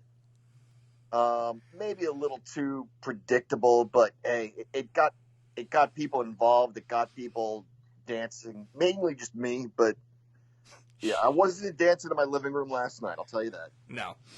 So the stipulation of the match is the loser must tweet on Twitter Lance Storm must tweet on Twitter, Lance Storm, that the other one is a better wrestler than the other one because they were both trained by the wrestler, or Lance Storm. Right. Shut up! You don't say what? You understand me! I'm so disappointed in this match because of the beginning of the match. Congratulations. I'm going to rule it right now. Yeah. Congratulations, RC, for being a 2-time high-stakes champion. He'll be able to do great things with it. I needed more Mambo. Just because of the beginning of this match. I agree. I'm surprised he lost in his first title defense. I was hoping he would hold on to it. And here is where RC Dupree sort of took a different path than Jackson Argos. And maybe that's a good thing. I thought they would have been following the same path. They're both kind of trying to reinvent themselves, find themselves a little bit. Dupree's having a little more success. He's actually got friends. He's surrounded himself with like-minded people who have kind of helped him on this crazy journey we call life and his next chapter in it. Argos is a little more lost, and maybe that's the reason Dupree had success and Argos didn't. But I thought, maybe it's not the right idea, but I thought we were going to see Dupree struggle for a little while after his comeback, just like Argos. But, they're on different paths. So maybe this makes sense that he won the championship. I needed more Mamba. Where does Mamba go from here? Yeah, I don't know. I hope not back down. I hope he gets a return match and he gets something. I need more Mambo. Moving right along, Jock Sampson in the back kind of calling out Jack Pollock, saying, hey, man, I'm the GOAT. I need a title shot. I thought, putting 2 and 2 together, this is going to be Pollock's next victim or next person he'll be going against. But the Regulators beat down Pollock. That was good. Yeah. You can't deny me. That was a good Regulator. That was really good. Okay. That was great, yeah. Good. Thanks. I enjoyed it. And this is where things kind of go awry for the network, as we have the North against the main event, and damn it, this is a match that was going to get down and dirty. It was going to be locked and loaded. It was going to be Here we go. A whole hell of a great match. You know what got down and dirty? The network. I was so disappointed not seeing this match. I was so looking forward to this match, too. I liked the main event. I don't know a whole lot about the North. I mean, I've seen Josh Alexander, and he is a terrific wrestler. His matches with Jonathan Gresham, it is a sin that they were not on more of a national level, not seen by more of an international audience, is what I'm trying to say, because they were incredible. Josh Alexander is really an amazing wrestler. And I like the main event. I was so looking forward to this match, and it just was glitching, and then there was a lot of pausing, rewinding, then fast-forwarding. What can you do? I mean, it took away, obviously, for me, because you can't enjoy it. And even when it was running smoothly, you were thinking, at any point now, it's going to glitch again, or it's going to freeze again. So this was frustrating for me. When the announcements for the match started, I thought, so far, this is a 6 out of 6 beers card. Right. You're sprinkling in singles and tag team matches. You're showing, because Mark, you and I love a lot of the same things. We love battle royals. We love tournaments. We love good tag team wrestling. Here was an opportunity to show another set of teams in a different kind of story of a tag team match. So this card was running smoothly. No match was too short or too long. When it got to this, I was excited because this was sort of where the card was kind of peaking for me. And I didn't get to enjoy this match, really. So I reached out to Jeremy from 2-to-1 Media, and I said, Court Time having internet issues again. He's like, I don't know what the hell's going on, yada, yada, yada. All in all, I'll say, because this is kind of where you turned it off, right? Or no, you saw the next after intermission. Yep, after intermission. So we find out the main event wins the match. No clue how. So that's our match recap of that. Yeah. I hope the North comes back, continues to work with IWC. Congratulations to the main event. I would imagine they're in line for a title shot now. I would think. Yeah, because you had the Fatal 4-Way earlier with the champs defending, so that's essentially 3 title defenses in one. And you have former champs beating an up-and-coming team. Yeah, who's left for the champs to face? And then you have the intermission, which that video played great, the whole intermission.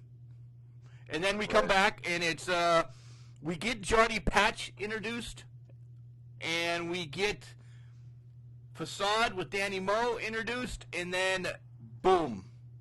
See you later. Literally, see you later. It went back to the song that we saw at the intro and intermission.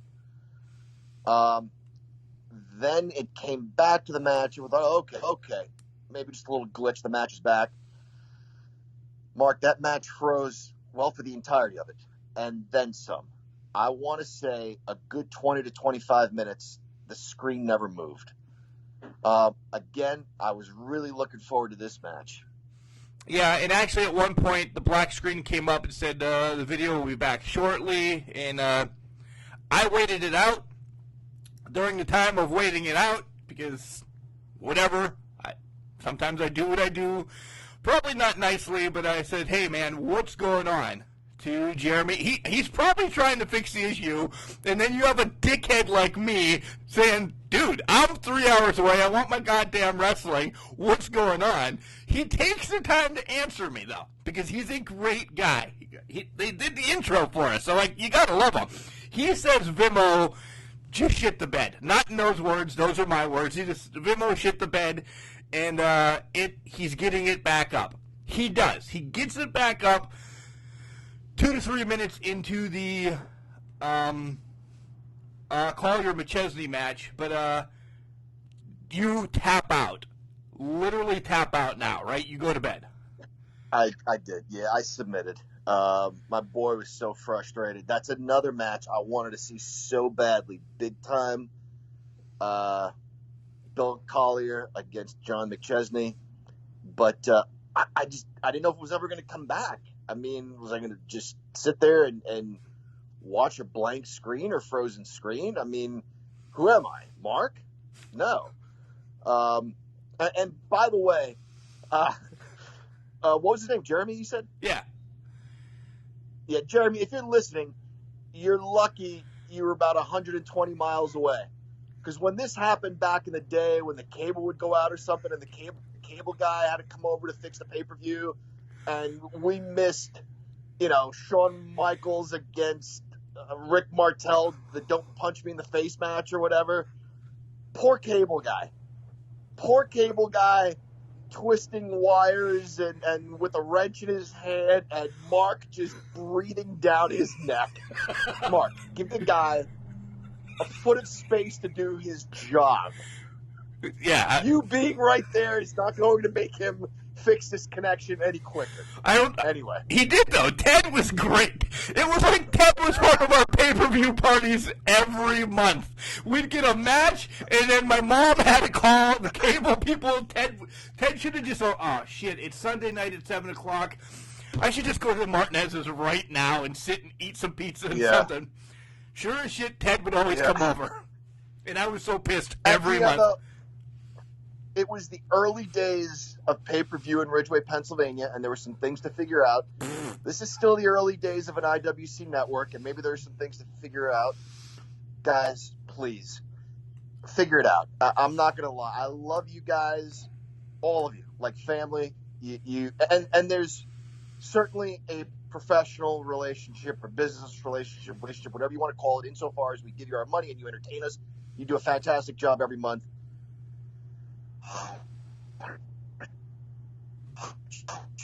Choose my words carefully. I was upset last night, so hopefully figure it out for next time. Hopefully we'll be there next time, but figure it not just for us, for all your fans. Figure it out for next time, please. Jeremy said, and I want to pretty much quote him, the more they do to improve stuff, the more that can go wrong.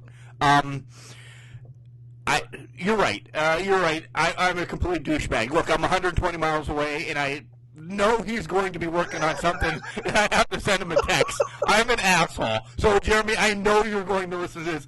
I apologize, and thank you for taking a minute to answer me last night, but we always want to come out and say, hey, this is what happened last night. So I was doing my due diligence, finding out what was happening, not being a complete jackass. Right. That's such a lie. I was mad because I was missing matches.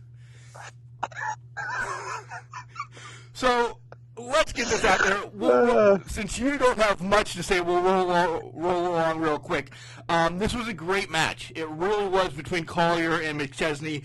Dime Piece comes out, gets involved again. It's at the end of the match. She's in the ring. She's got her shoes off, and she's ready to crack Collier with those high heels that are, 36 inches long. You think they'd poke an eye out or something. Wow. She goes, she misses, almost hits McChesney. McChesney's like, whoa, turns around, boom, spear, match over. This was a great match. The good thing is, guys, we're busting Jeremy's ass about the feed going down and everything. You know what you can do if you have missed this and you're listening to us. If you subscribe for $9.99 a month, you now can go back and watch it today and or any other day afterwards to catch up what's going on. So that's just me giving them their stroke as well. Great match. And that's one of the reasons we checked out, too. Like, my son was getting frustrated. I was frustrated. I said, you know what, buddy? Once the card's over, we can probably go back and rewatch it without the issues. Yeah. And he actually edits it and like puts a little more fluff on it to make it look better. So yeah. So Collier gets the win, but he does not leave well as the rest of Team Big League comes out and lays him down. Palace and Slade come out, they get laid to waste as well. Team Big League walks out 2-0 on the night. John, they're taking over. Yeah, and based on what you're telling me, I would love to have seen it. That sounds like great booking, great storytelling. I love what IWC, AEW, and NWA are doing insofar as you have clear, concise ideas of who the good guys and bad guys are. We finish with some sort of a fight or a face-off between the two sides. We had, I can't think of his name, the executive producer of The Wrestler on here. Evan Ginsberg. Our show. Thank you, Ginsberg, yes. And he said something, and I agreed. I felt this way for a long time. It's like a comic book. If you like comic books, you want to know who the heroes and villains are, and you want to see the line in the sand drawn. And that's what we get from these promotions, and that's why I enjoy them so darn much. Next match is Katie Arquette and Alley Cat versus Queen Aminata and the Queen of Can Crushers, Raylan, the IWC Heavyweight Champion. Go ahead, because I want women's. Just to be clear, yeah. She didn't beat Jack Pollock, yet. Yes. This is another reason, guys, that Mark was bummed about not being there in person. And I guess, Mr. and Mrs. Plummer, if you're going to be mad at anybody, be mad at me. I was sort of the voice of reason or unreason in all of this when Mark and I really had a heart-to-heart about what we were going to do, if we were going to attend this or not. This is what really bummed out Mark. When we got to the heart of the issue here, he said, now this is 2 months in a row that I'm not going to see Queen Aminata. And the last month when I was there and he had Ethan on lockdown in the Uso Penitentiary and he was grounded and they didn't come out, he said he was bummed that he didn't get to see her in person. And Mark, the words I told you were, she is something to behold. Yeah. And, you know, I told my wife about her and how you were sad that you weren't going to get to see her in person. Now, my wife hasn't seen her in person. She said, who is she? I said, let me just Google her. And there are images of her matches and whatnot. I said, this is Queen Aminata. And my wife's like, oh, wow, she is really pretty. And that was just, on a picture on my iPhone 8S, I guess. Yeah, you upgraded. That's right. You upgraded. That's right. Nice. Yeah. Upgraded to an 8S finally. She's a gorgeous lady, and she's a good wrestler. Tell me about this match, Mark. Tell all of us about this match. Well, first of all, let me say, Jeremy, I'm calling you out. There's no way Andrew needs to get a close-up just because he has a sign asking for a close-up. Him in his Backstreet Boys T-shirt singing to Katie's song. No, Ray Lynn sings it better, first of all. You cannot be, just because somebody has a sign in the crowd, I want a close-up. Well, guess who's bringing a sign next month, mother? Beep.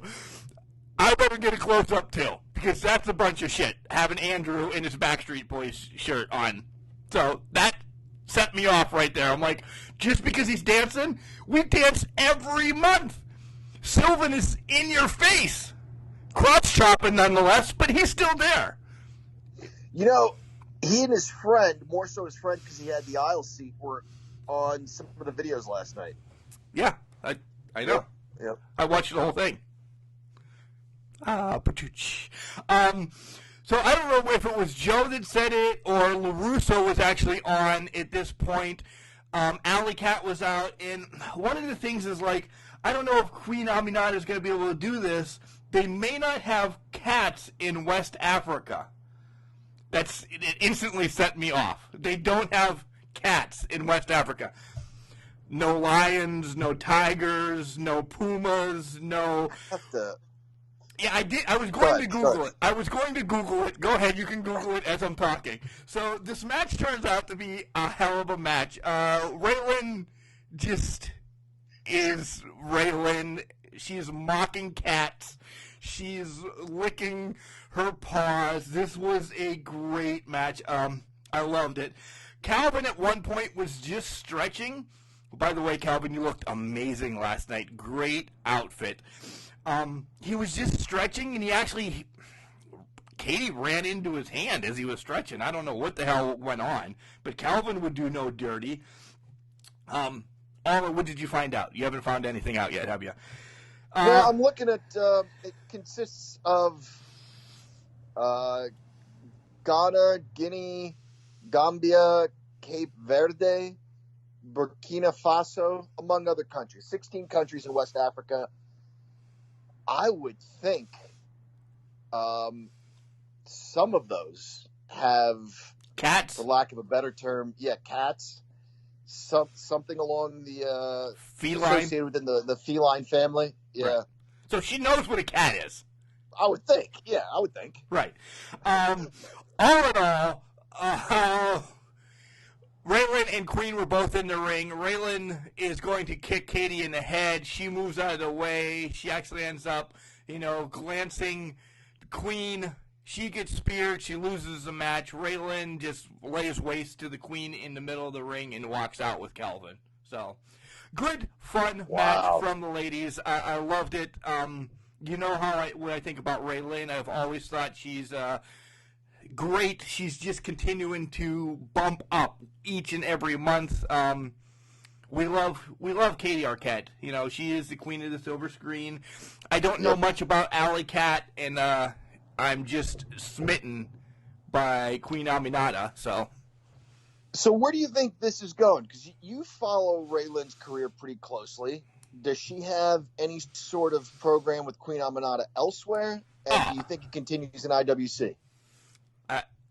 I would think both. Leak is, I'll talk about it, and I have.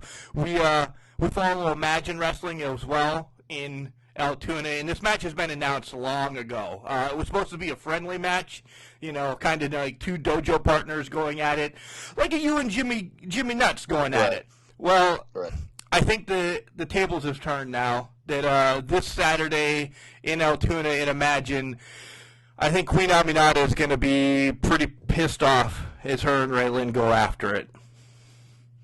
Yeah. This is fun. It's fun to see feuds cross promotions, like way back in the old days. Yeah. Storylines, cross promotions, you know?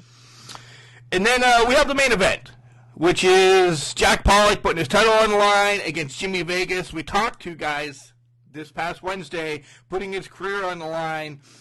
Pollock, you know, got beat up backstage. His head is taped up as he's coming out. But let me first say, goddamn, Nick Lendl brought his A game to this.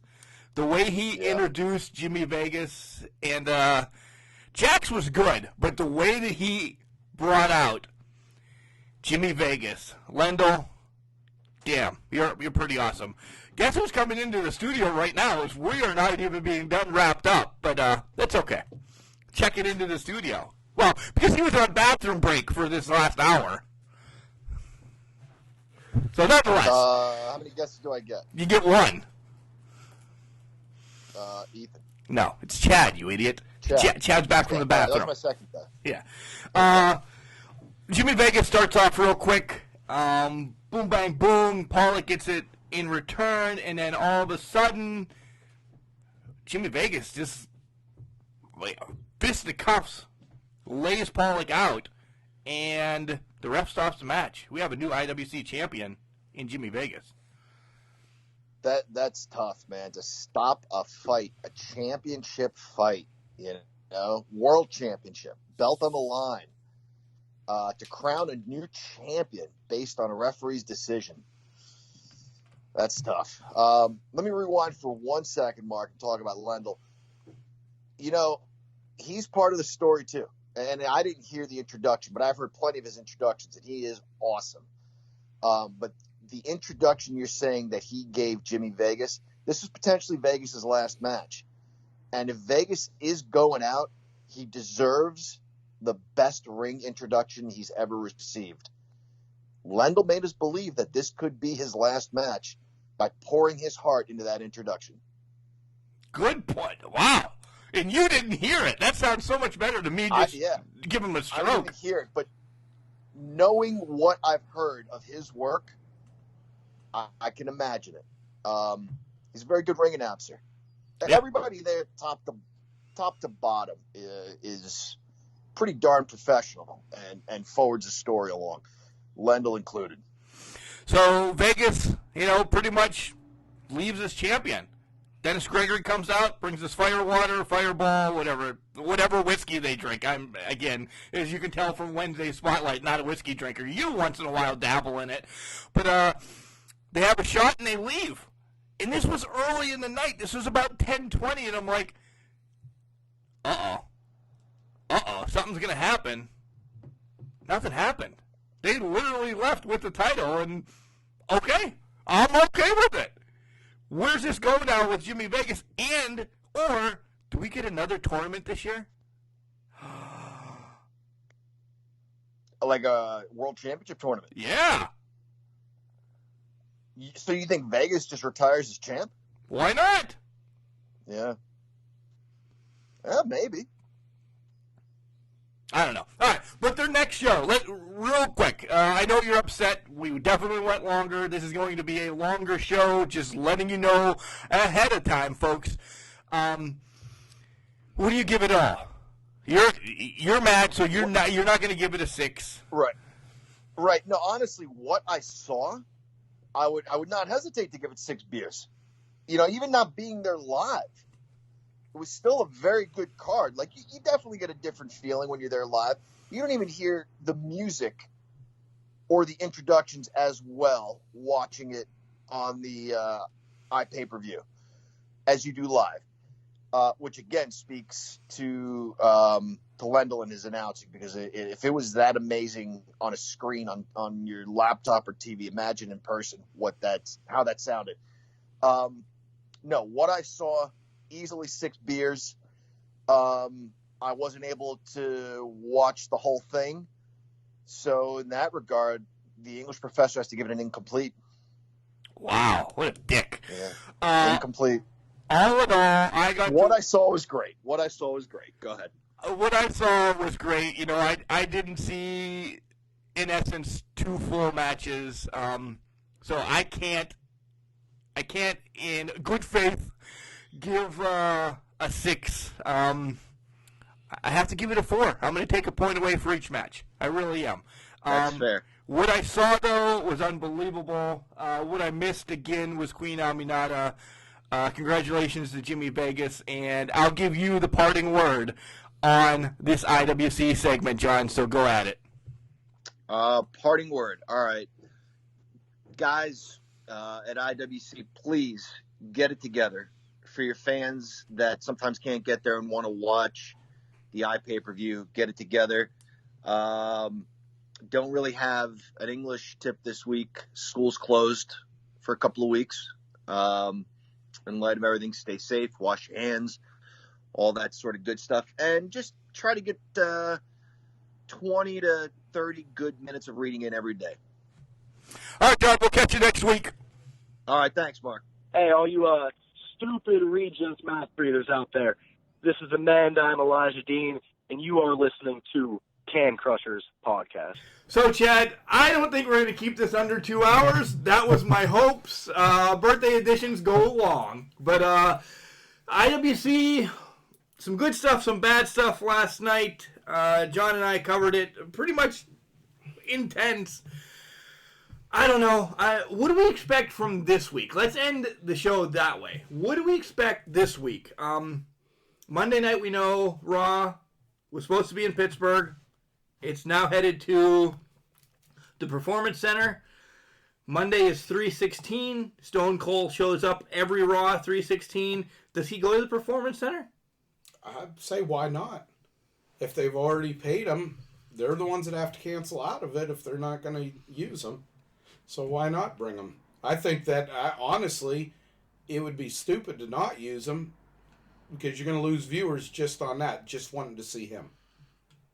Raw now, Raw always 3 hours, but now we have 3 hours of the Performance Center. Do you think we're going to get some clips? We're going to get maybe not all at one time, but 45 minutes to an hour of clippiness, because are they really going to put on a 3 hour full of match shows? SmackDown was different. It was the first time they did it, but they did show the stupid Elimination Chamber match. And I don't mean stupid, but we got to see the whole Tag Team Elimination Chamber match. I think they're going to have a mix because it's just people aren't going to be into it. It's going to wear out real quick. Each show's going to get one time where people are going to be like, oh, okay. And then after that, they're not going to want to do it. Well, they made the Pull Your Heart announcement Friday. Do they do it again Monday? Different audience, different channel. Do they pull me back in again? Maybe they have Steph come on and say it. Oh, God, I hope no. Maybe they have, one of the talent. Let the talent break and, have them give us our thoughts. I think what they need to do with this one is they need to do... The Godfather coming out? No, that would be nice. I lost my train of thought. They need to have, like, the matches it used to be with no audience before, where they just have the Rock hellacious... Mick Foley? The just hellacious brawls where people would be in chairs. They need to have that. One of them, at least. A good match like that, R-Truth against who? You didn't like R-Truth, apparently. No, I don't know who the hell you're going to throw in. I would say normally you could throw Owens and Seth and the ALP and Viking Experience Raiders, whatever they are this week. Minnesota Vikings. Maybe throw Alexa Bliss in there as the referee. Truth hurts. Lizzo. Whatever. We're just going to see. They just have time to fill. They have plenty of time to fill. And they can go a lot of ways with it. I will say this. I do not feel, until it goes back to a live audience, that there is going to be anything kind of breaking done or I don't either. newsworthy at all. I don't either. We're gonna this is gonna give us, if shit goes awry, this is gonna give us time to recap one of those pay-per-views that we've been wanting to talk about from back into maybe like 85 Skywalkers. Or something like that. Yeah, I mean, boom, let's talk about something like that. But let's give this week, and at least let's give Monday night a try. We can always call an audible at any time and change shit up that week and say, hey, by the way, we're doing this week instead of having a recap. Tuesday, we have Super NWA. Is that going to go off? Oh, it's already never taped. mind. Yeah, those. It's 2 hours. It's already taped. I'm excited for that. And it's another something else I'm thinking that's going to affect NWA if this stuff continues a little bit longer. The new tapings are being done after the Crockett Cup. The Monday that we're traveling back home. They're doing the tapings. Yeah. So that is where I think NWA is going to gain a lot of viewers, because now they have fresh material to go out with an audience. But that's legit a month away now. I mean, the virus scare. I mean, everybody's getting 2 weeks to 3 weeks on this. That puts us at April something or other, right before the Crockett Cup. Because we're a month away. Now they're looking at their tapings. Maybe wrestling's back in the swing in a month, because it's March 15th. Yeah. The Crockett Cup is what day? April 19th. Okay, so we're legit a month away, rounding. I think the NWA is going to, and this is a smart move. This isn't the Vince McMahon dick WrestleMania move. This is a smart move with the NWA. Wait. See what happens. Don't do anything now. Don't cancel it. It's a month out. Don't cancel anything. Don't say you're trying to be proactive.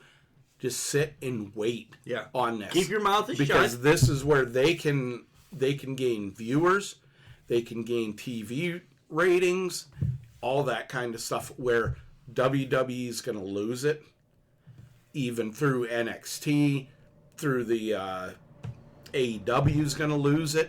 Yep. This is going to be interesting. I think this is where NWA picks up a bit. All right. We'll see what happens Wednesday with AEW. I think they have a spot. Thursday, whatever, and Smackdown will be back on the Performance Center on Friday. Next Saturday, as of now, there is an Imagine show in Altoona. Some of my things have now been put on the back burner, so I think we're going to have to look into possibly making a road trip to Altoona. First of all, we like Al's Tavern. Yeah. So, and then if all goes well, I'll say it this way, if all goes well, we will truck down to Imagine. We'll be getting general admission, though. We'll just get tickets at the door. Yeah. I'm not going to do anything, but Plus Queen Aminata is there. Nice. But we'll have to see. So I got a question for you. With all this, with the the different states putting 250 or more, 300 or more, 500 or more, whatever, how is this going to affect the midget wrestling? Do you get a 2-for-1? So if there's 50 midgets there, does it count as 25? Again, that in Punxsutawney is at the end of April. It's okay. It's more than a month away. It's just these things that come to my mind. It is something random that comes to your mind. My God, that was Chad that said that. It's more than a month away, so it's a possibility that can still go off. I mean, we're looking at, with schools and everything being canceled. My son goes back to school I don't know what the hell day it is actually. The 30th. He goes back to school the 30th. So he's got 14 days to deliver papers, play video games, and everything. The weird thing is, did you know this? Our 9 weeks ends within that 14 days. How does that affect what's going on? Like, there's just so many things related around here that happens during these 14 days that we don't know where it goes. Yeah. This is we're living. I think with the school, the only thing they can do is, okay, do you access 9 weeks total? Do you say, okay? Oh my God! If they access 9 weeks total, Ethan's on the fucking high honor roll. There's the first F word, because this is the 9 weeks that he's been shitting the bed. So do you? Okay, there's finals. There's everything else that was coming in the time that they're going to be off. Do they just give you whatever grade you had at the point? At the point of because then you have March 14th. Then you're going to have the guys and the parents and the kids are going to bitch, that are 2% away from passing, and now they I would have had my grade up by then, right? And I'm not picking on anybody. I'm just You'd be picking on Ethan anyway. Worst case scenario, you're going to have somebody that's going to be like that. How can you give them an F and you didn't give them the full time? Or do you add the 2 weeks when you go back to this third 9 weeks, and then you cut 2 weeks off of the fourth 9 weeks so everybody's at a square playing field? Or do you take them 2 weeks longer into the summer? I heard they're not doing that. Okay, so if they don't, they're not makeup days. Then if they don't do that, then what they need to do, like you just said, give the 2 9 weeks out of the fourth 9 weeks, start it, cut it off at the end. It's easier to cut it off 3 months ahead than it is deal with the repercussions immediately. Yeah. So, I don't know. We're going to solve the world's problems. Not today. We just need to watch MacGyver. He can do it in an hour. He can do it in an hour. It took us 2 hours to do anything today. Guys, I'm not doing much today. I said I'm going to play video games, eat, and probably take a nap. Chad, what do you got? Quickly. No plans whatsoever today or this week. I may go out in the woods for a breath of fresh air since it's, not too bad of a day, not supposed to be raining. That's about it. All right, guys. Wednesday, we have another spotlight set up. Excited about this one. He's a big man. He's a big man with a championship. And he's got a lot to say. So that's your teaser. Until then, you're getting ready. You know it, don't you? No, I got to go to the bathroom. Oh. You got to do it. All right. Just remember, just because you're trash doesn't mean you can't do great things. It's called a garbage can, not a garbage cannot.